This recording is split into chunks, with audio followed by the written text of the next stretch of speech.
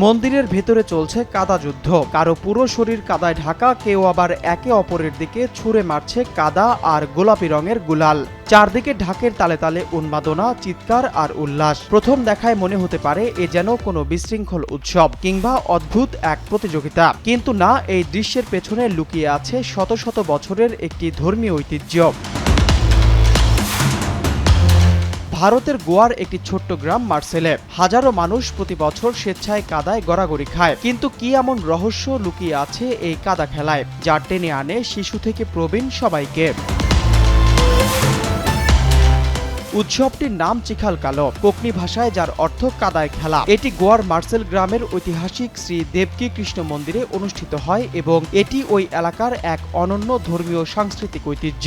এই আয়োজন চলে 24 থেকে 26শে জুলাই। মূল কাদা খেলার অনুষ্ঠান হয় 26শে জুলাই আষাঢ়ী একাদশীর পরের দিনে।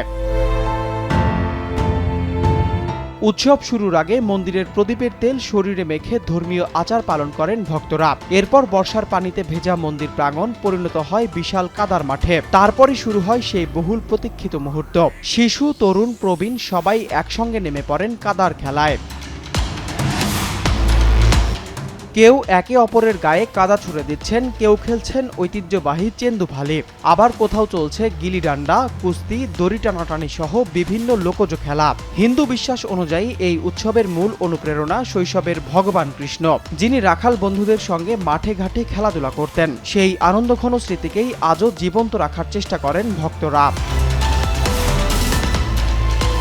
ভক্তরা জানান এই ঐতিহ্য প্রায় 300 থেকে 400 বছরের পুরনো। তাদের দাবি, 1 বছরের শিশু থেকে 90 বছরের প্রবীণ সবাই এই খেলায় অংশ নেন, কারণ এটি শুধুই আনন্দের নয়, বরং প্রজন্ম থেকে প্রজন্মে ঐতিহ্য বহন করার একটি মাধ্যম। বর্তমানে গোয়া পর্যটন বিভাগও এই উৎসবকে রাজ্যের অন্যতম গুরুত্বপূর্ণ সাংস্কৃতিক আকর্ষণ হিসাবে তুলে ধরছে, যাতে গোয়াকে শুধু সমুদ্র সৈকতের জন্য নয়, তার ঐতিহ্য ও সংস্কৃতির জন্য বিশ্ববাসীর কাছে পরিচিত করা যায়।